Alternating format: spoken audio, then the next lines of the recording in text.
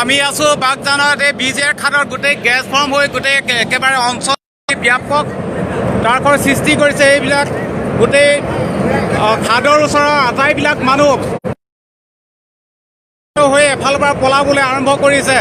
এয়া দেখিছে মানুহবিলাকে ঘৰৰ পৰা বাকচ লৈ আৰু বিভিন্ন ধৰণৰ বয় বস্তু সামগ্ৰী লৈ ইয়াৰ পৰা পলাবলৈ আৰম্ভ কৰিছে। এতিয়ালৈকে কোনো ধৰণৰ প্ৰশাসনিক লোক ইয়াত আহি উপস্থিত হোৱাহি নাই, কোনো ধৰণৰ বিষয়া কৰ্মচাৰী উপস্থিত হোৱাহি নাই। অইল খাদৰ লগত জড়িত যিসকল কৰ্মচাৰী আছিলে সকলো ইয়াৰ পৰা পলাবলৈ আৰম্ভ কৰিছে। এই আপোনালোকে ভয়ত সকলো আতংকিত হৈ এফালে মানুহ জুম বান্ধি পলাবলৈ আৰম্ভ কৰি আছে। কিন্তু এতিয়ালৈকে কোনো ধৰণৰ আৰক্ষী প্ৰশাসন বা অগ্নি নিৰ্বাপক বাহিনীকে আদি কৰি কোনো ধৰণৰ লোক ইয়াত উপস্থিত হোৱাহি নাই। এক মাৰাত্মক আৰু এক ভয়ানক খবৰ আমি ফেচবুক লাইভ কৰি আছোঁ বাগজান গাঁৱৰ পৰা। তিনিচুকীয়া হ্ৰদৰ পৰা প্ৰায় 14-15 কিলোমিটাৰ নিলগত অৱস্থিত বাগজান গাঁও।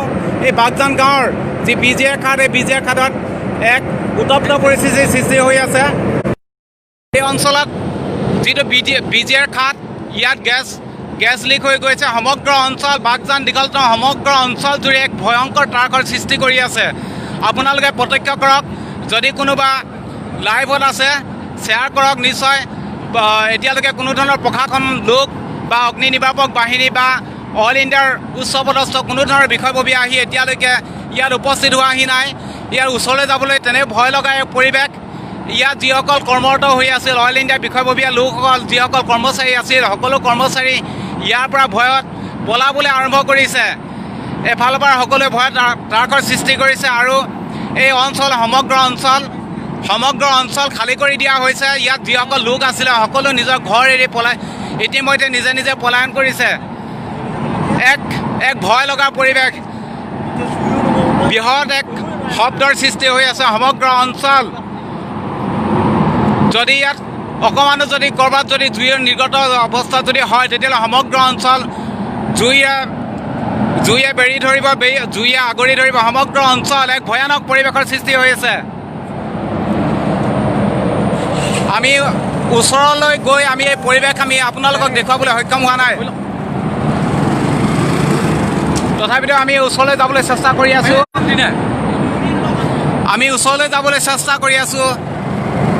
লাইভ হৈ আছে ন? লাইভ হৈ আছে। এক ভয় লগা শব্দ সমগ্ৰ বাগজান দীঘলতম প্ৰায় 5 কিলোমিটাৰ ব্যাসাৰ্ধ অঞ্চললৈকে সমগ্ৰ অঞ্চল এক ভয় লগা শব্দৰ সৃষ্টি হৈছে। এয়া দেখিছে অইল ইণ্ডিয়া গাড়ী ইতিমধ্যে তেওঁলোক কৰ্মচাৰীসকল ইয়াৰ পৰা পলাই গৈছে। সমগ্ৰ অঞ্চলৰ লোকসকল ইয়াৰ পৰা আঁতৰি গৈছে। সকলোৱে ভয়ত পলাবলগীয়া এক পৰিৱেশ। গতিকে কোনো যদি লোক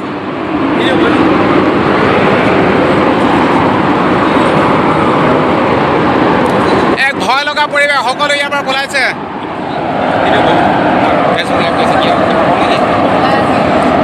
এয়া বাগজান গাঁও মিলনজ্যোতি যুৱ সংঘৰ সভাপতি সত্যজিৎ মৰাণ আছে, তেওঁ মুখেৰে শুনক।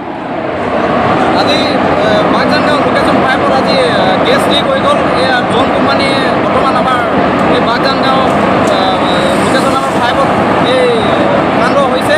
গতিকে অল ইণ্ডিয়া কৰ্তৃপক্ষক আমি ইতিমধ্যে জনাই দিছোঁ আৰু প্ৰশাসনকো জনাই দিছোঁ যে অতি সোনকালে ইয়াৰ ব্যৱস্থা কৰিব লাগে। অন্যথা ইয়াৰ আমি বাগজান গাঁও মিলনজ্যোতি যুৱ সংঘ আৰু বাগজান বেগে অল ইণ্ডিয়া কৰ্তৃপক্ষক আমি ধন্যবাদ। এই আপোনালোকে শুনিছে শব্দ, ইমান এক ভয়ানক শব্দৰ সৃষ্টি হৈ আছে। ইয়াত আপোনালোকে মন কৰি দেখা পাব যে অইলৰ কৰ্মচাৰীসকল দূৰত আপোনালোকে দেখা পাইছে। এই অইলৰ কৰ্মচাৰীসকল ইয়াৰ পৰা আঁতৰি আহিছে, ক্ষেত্ৰৰ পৰা আঁতৰি আহিছে। তেওঁলোকে নিজৰ জীৱন ৰক্ষাৰ বাবে এই অঞ্চলৰ পৰা আঁতৰি যাবলৈ চেষ্টা কৰিছে। কিন্তু এই বাকী সমগ্ৰ যি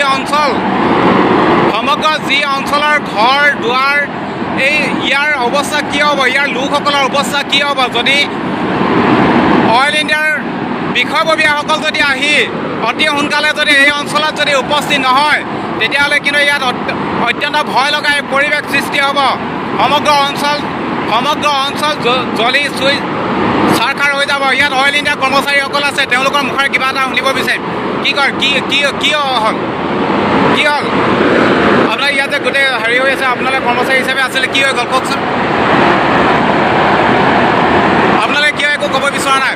আমি বাগজান গাঁৱৰ এজন লোক হিচাপে জানিব বিচাৰিছোঁ ইয়াত আচলতে কি হ'ল, আপোনাৰ কি হ'ল চমুকৈ কওকচোন। আমি স্কুল চেঞ্জ কৰিবলৈ আছিলে, সেইকাৰণে অলপ বিয়পি হটাই দিয়ক। এতিয়া কি হ'ব, কোনোবা যোগাযোগ চলি আছে নাই, কোনোবা আহিব নাই?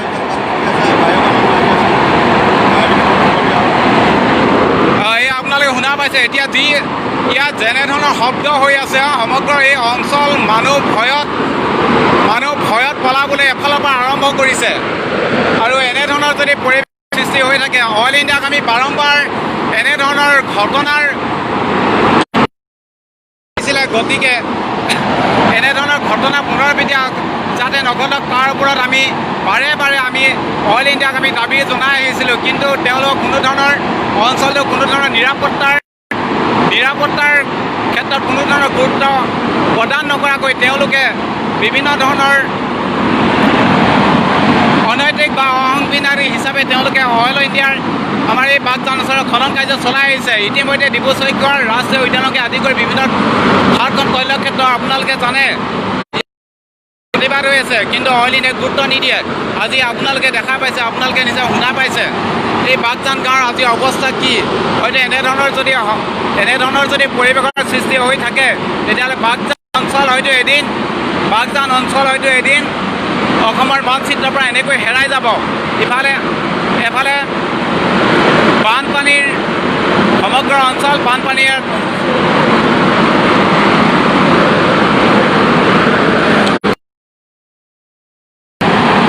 আপোনালোকে চাই আছে বাগজানৰ ফেচবুক লাইভ। ইয়াত অইল ইণ্ডিয়াৰ দুই এক বিষয়ববী আছে, তেওঁলোকৰ মুখেৰে আমি চমুকৈ কিবা এটা ক'ব বিচাৰোঁ।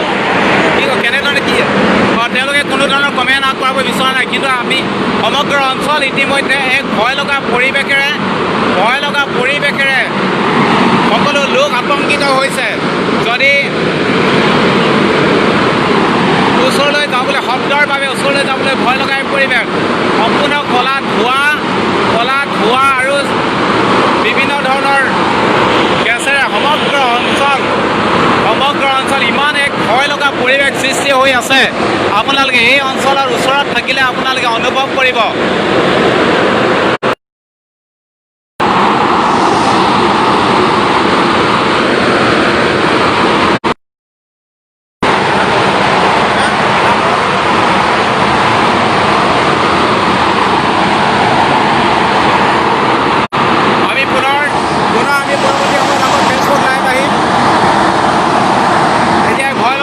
সকলো তালৈ ওচৰলৈ যাবলৈ লাহে লাহে চেষ্টা কৰি আছে।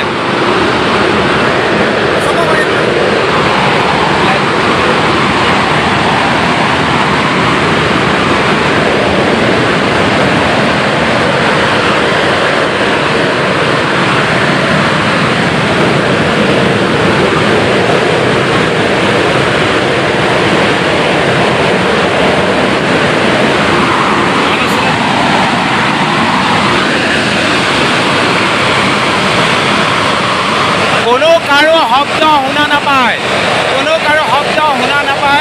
কোনো কাৰো কথা শুনা পোৱা নাযায়। ওচৰত থিয় হৈ থাকিবৰ বাবে, ওচৰলৈ আহিবৰ বাবে আপোনাৰ বহুত সাহস থাকিব লাগিব, তেতিয়াহে ইয়ালৈ আহিব পাৰিব। তেনেধৰণে পৰিৱেশৰ সৃষ্টি হৈ আছে। কোন মুহূৰ্তত সমগ্ৰ অঞ্চল জ্বলি শেষ হৈ যায় তাৰ কোনো ঠিকনা নাই। অতি ভয় লগা পৰিৱেশ সেয়া দেখা পাইছে।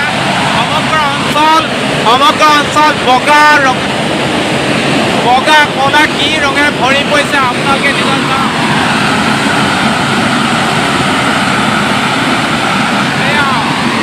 আপোনালোকক য'ৰ পৰা গেছ নিৰ্গত হৈ আছে এই ঠাই দেখুৱাবলৈ চেষ্টা কৰিছোঁ কি পৰিৱেশৰ সৃষ্টি হ'ব পাৰে। এবাৰ চাওক।